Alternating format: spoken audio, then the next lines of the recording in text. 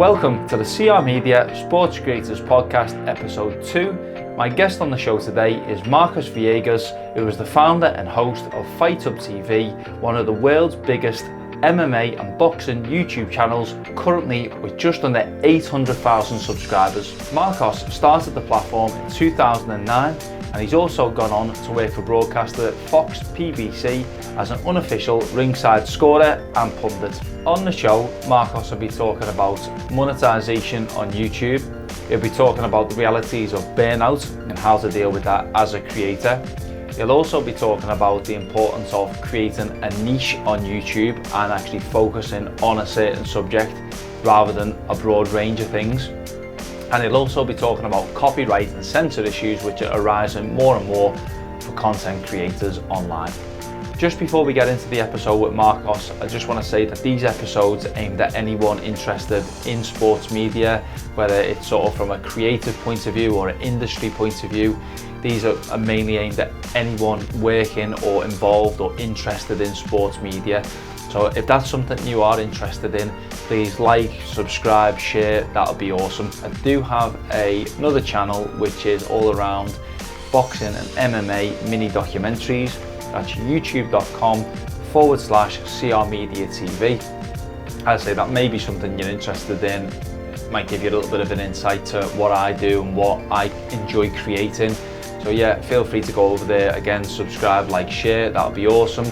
But yeah, enjoy the show with Marcos. It's an amazing insight. He's been at it for well over 10 years, creating content on a consistent basis to a global audience. Enjoy. Okay, Marcos, if you want to give us a bit of a sort of introduction to yourself and to your channel Fight Up TV, kind of how long you've been doing it for, what it's kind of about for people that may not know what the channel is. But yeah, give us a bit of an insight into yourself and kind of what your channel's about.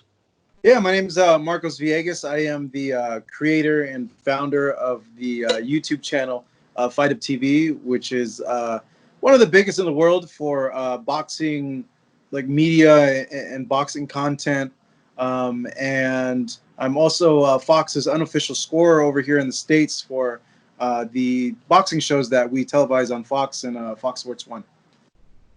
So you're now just under 800,000 subs, which is remarkable, really. And as you say, you're one of the biggest in the world at kind of what you do. When you started this, what was sort of your vision and what did you expect? Was this something you had envisaged? Was this something you sort of started just to sort of see what it was about? What was sort of your vision when you started all them years ago? Honestly, I didn't know where it would take me. Honestly,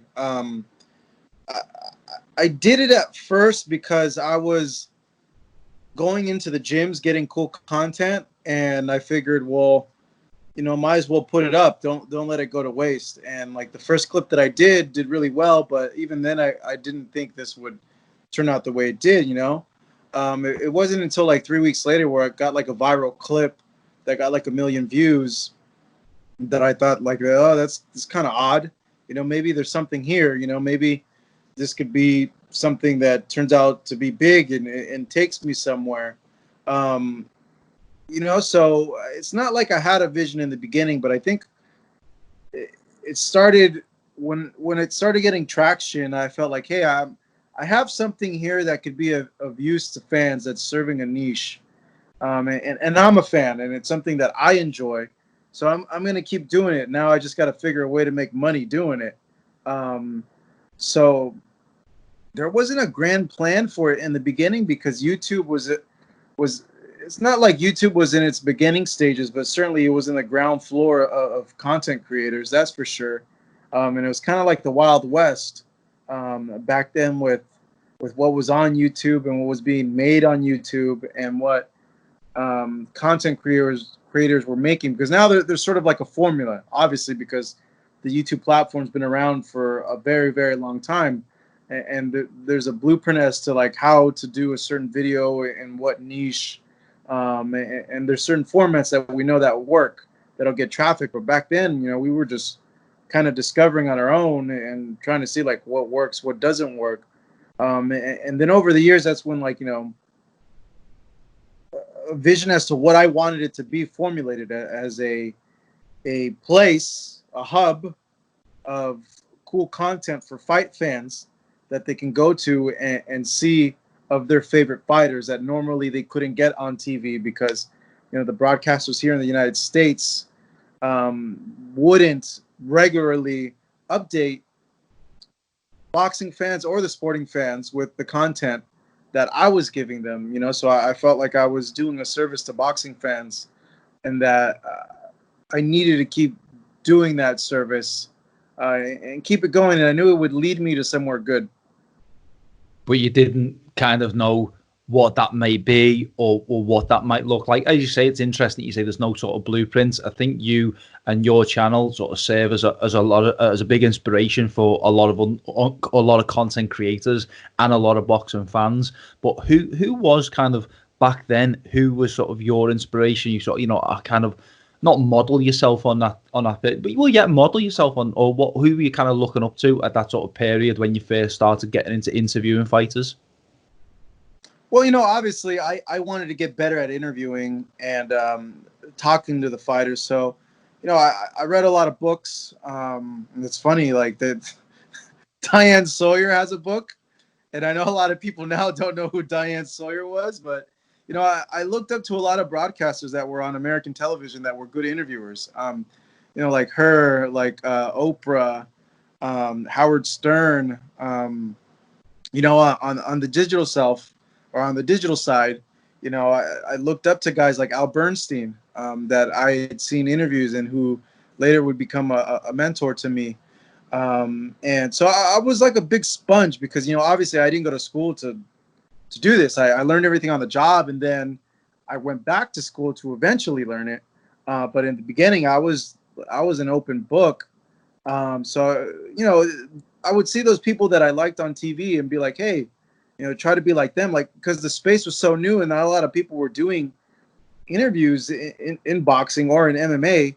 It was hard to really see somebody from that world doing it and mold myself after them because, I was one of the pioneers to kind of bring content in that space. So there wasn't really anybody else to really look at, I guess, in that sphere. I had to look outside to, entertainment reporters and people doing interviews on television to kind of really see where I was, and it wasn't until I actually went ahead and took hosting classes that I really found my voice and found the style that I wanted to be like. So it was like a compilation of many people, but back then it was just me doing interviews, Ellie really like doing interviews like day in and day out and bringing content, and then later, all the other channels would come about. But yeah, there wasn't really many people to really mold myself after on YouTube.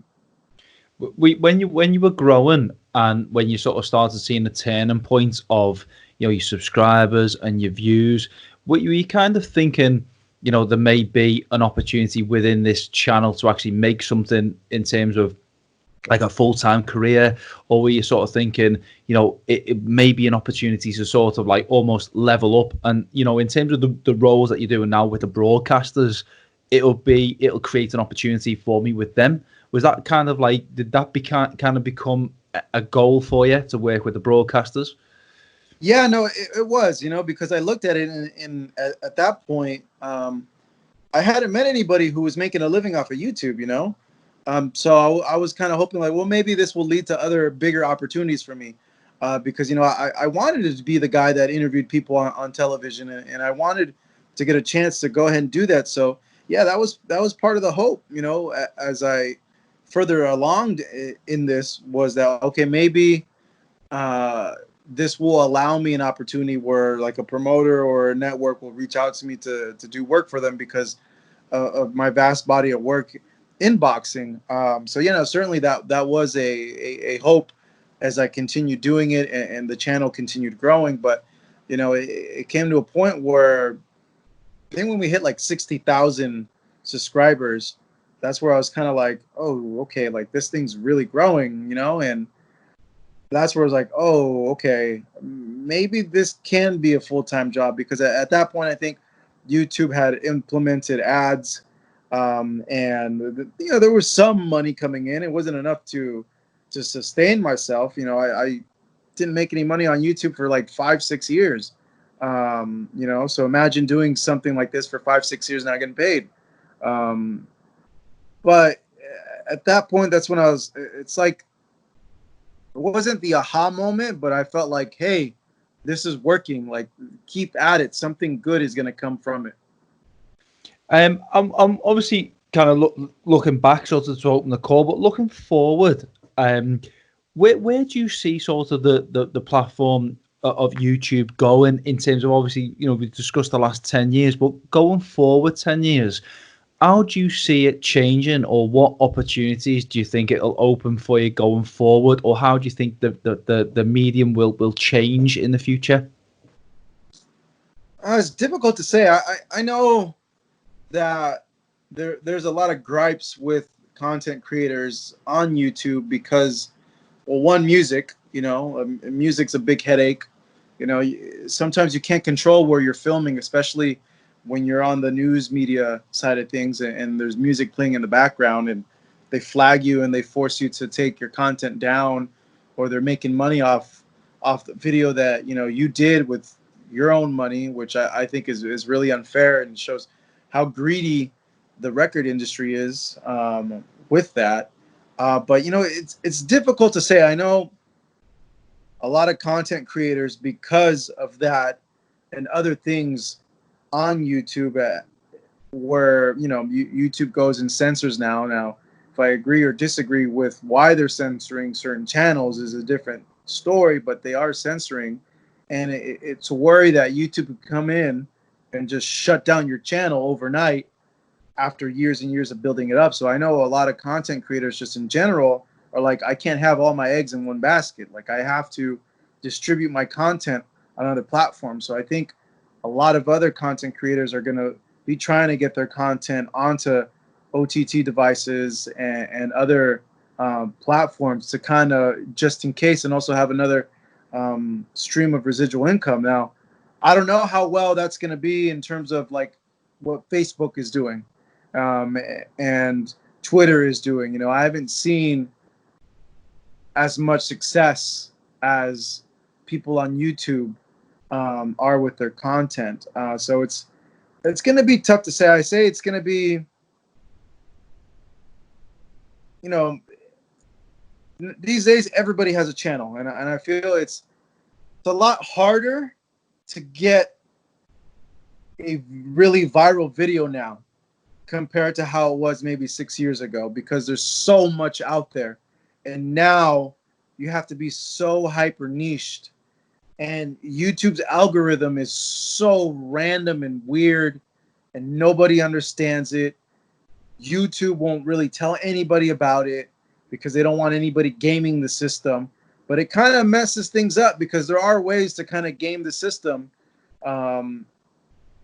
for content creators, where like you create something that's unique and it's good, and it doesn't take off because of what other people in your niche are doing, where it's YouTube's recognizing, well, hey, like this channel is reposting other stuff and they're doing well, and this guy just came out with a new thing, and YouTube prefers that other stuff because they're using content from other sources and just reposting it, and it's doing really well. So I could see content creators exploring other avenues, which they are now, but I think even more so. And the music thing with YouTube is just really, it's, you could see it being a problem, like a big problem, where it hinders a lot of content creators.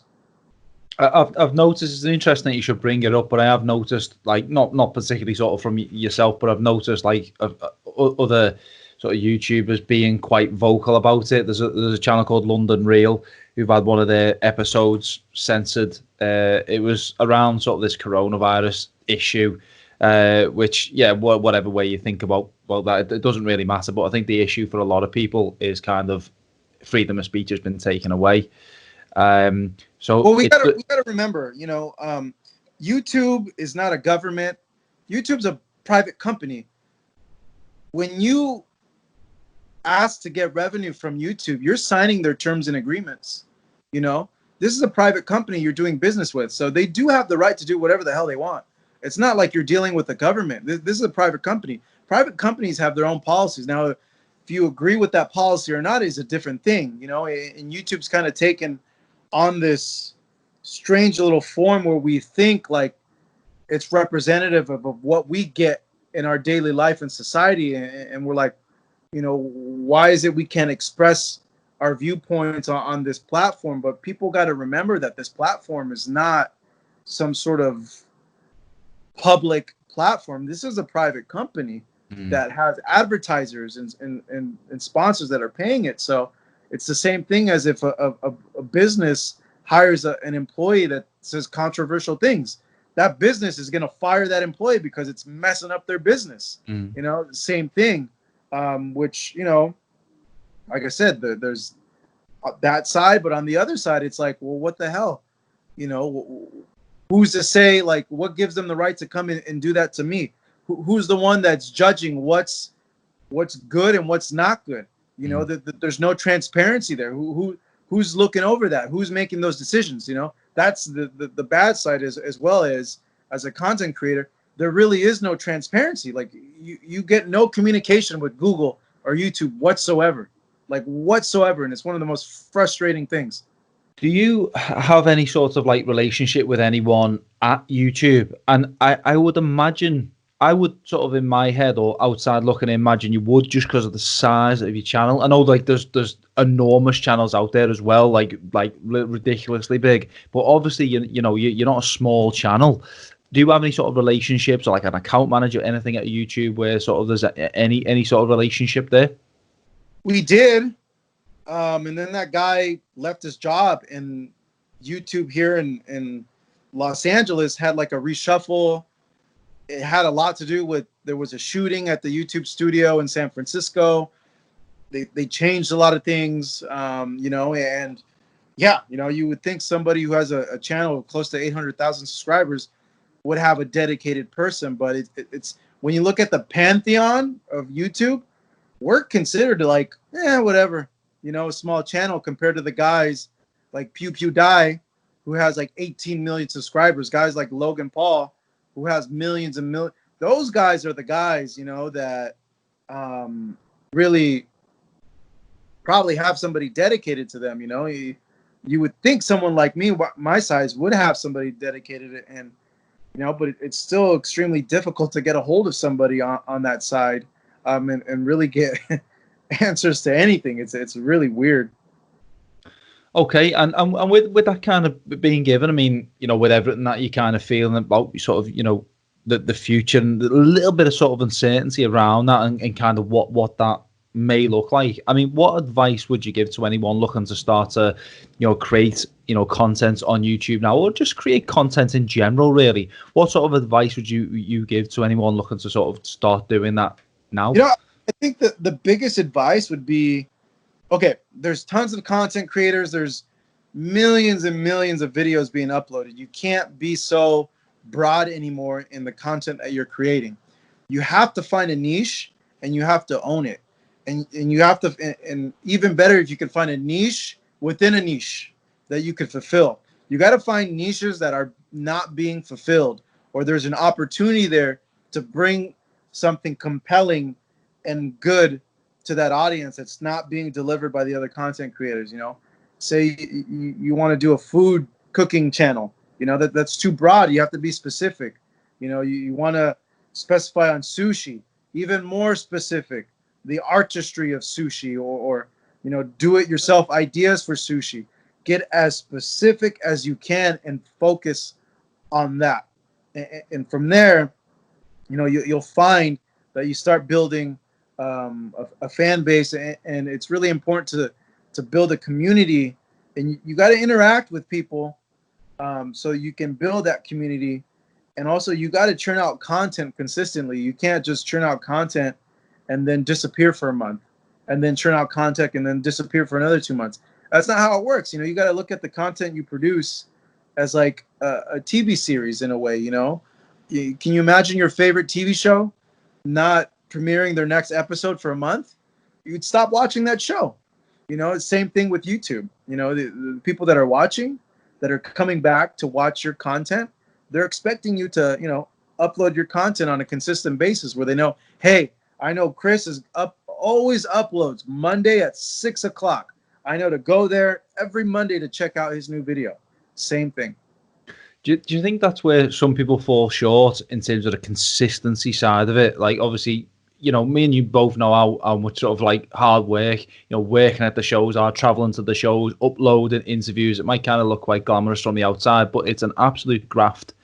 Do you think that's where people sometimes fall down in that sort of consistency of like uploading and just continue doing it over a long period of time, like you have for the last sort of 10 years or so?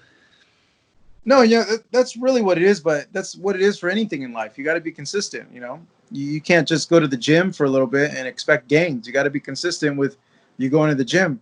You got to be consistent with any sport that you're playing. Practice, practice, practice. It's the same thing with anything, any type of work. You got to be consistent with your work, and consistency over time builds success. It's the same thing with this as well. You got to be consistent and give people a reason to turn back to your channel because of the content that you're consistently putting out.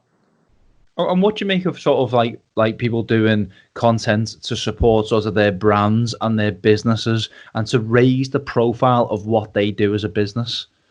What do you mean? Big businesses starting big to make business, big business, small business, something like, I suppose that an example in this is big business, but you see like JD Sports, for example, in the UK. So they're now creating content like you're creating, doing interviews, doing a show.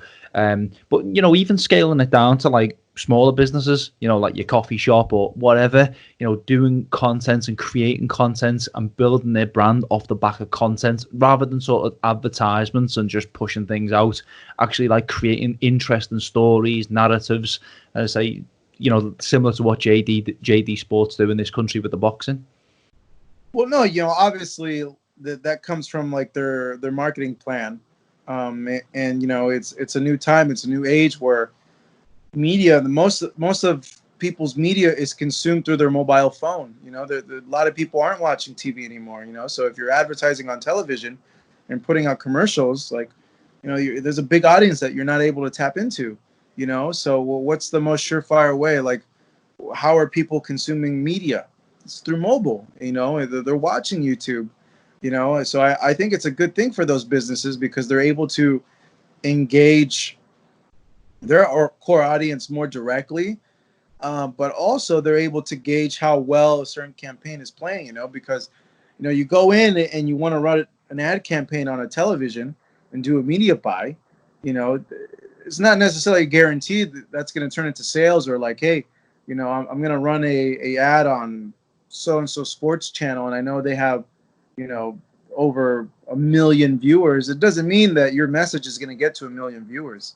At least, when you go mobile, you could track it a little bit more and see, the effects of said campaign that's done. But I think everybody's moving towards this side because they see how easier it is to engage with either their target audience, or it's more bang for their buck as opposed to going the traditional route with traditional media. So we're going to see more of these brands in the future go this way. Cool. And I just want to ask you, Marcos, what are some of the bigger sort of challenges and setbacks that you've had sort of in this journey and some of the challenges that you've had to overcome during this way? What are some of the things that sort of particularly stand out for you? Because quite often, I like to ask this question because you often learn more sort of from your setbacks than sort of from your successes. So yeah, just a couple of sort of setbacks that you've had, along the way that you sort of had to come, challenges, whatever they may be, and how you've sort of, gone on sort of to progress your channel. Well, I think, obviously I have a YouTube channel that's different than a majority of YouTube channels out there. Mine's like a boxing channel that's, on the news media side where we do a lot of newsy type stuff with the interviews and the content that we put out and everything like that. But I think, when you look at YouTube as a whole, it's completely different. The content creators are doing more evergreen pieces and, pieces that, there's only a certain amount of formats on YouTube. How-tos and reaction videos,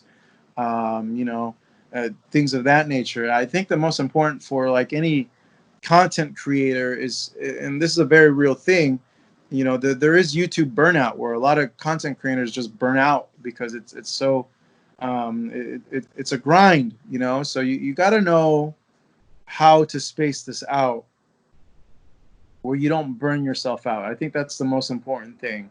It's going to be hard. It's always going to be hard. This stuff demands a lot of time and a lot of thinking of how to do a video, then edit the video. There's a lot of moving pieces, but I think the most important thing is to, you got to do it in a way where you're not burning yourself out. And when you feel you're burning yourself out, it's okay to take a little break or a little bit time off, but you got to convey that message to your subscribers and your fan base, because at the end of the day, the people that I think in general have had a lot of success on YouTube, more particularly, the makeup artists, the vloggers, those people, they connected with their fan base, and really they made their fan base their friends, and that's part of the reason why those people stuck with them, is because they showed their vulnerable sides to them,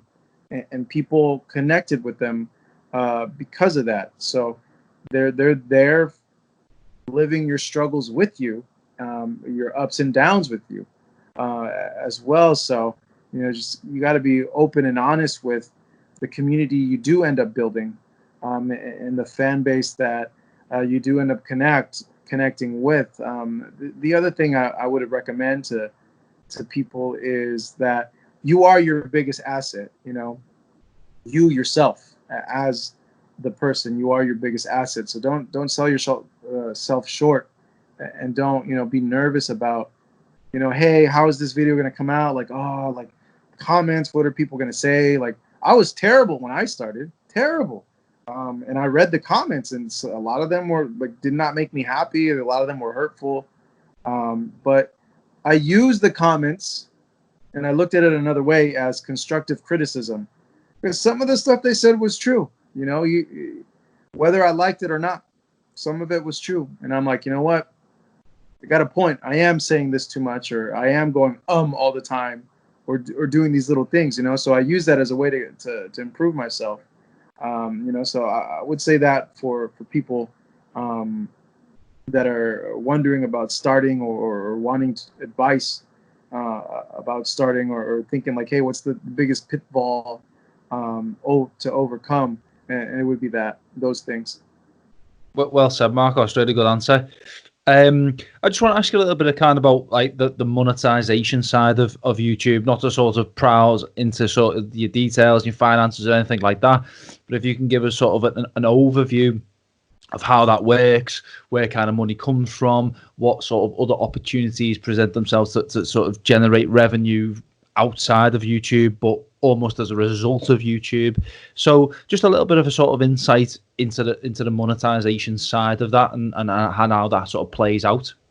Well, when you start a YouTube channel, you have to get to a certain subscriber count, I think like 1,000, in order for you to get monetized through YouTube. YouTube, tells you, hey, we're going to pay you, it's usually like $5 or $6 per 1,000 clicks on your video. We'll send you a check every month. It depends on a few factors, though. It depends where your video is being viewed.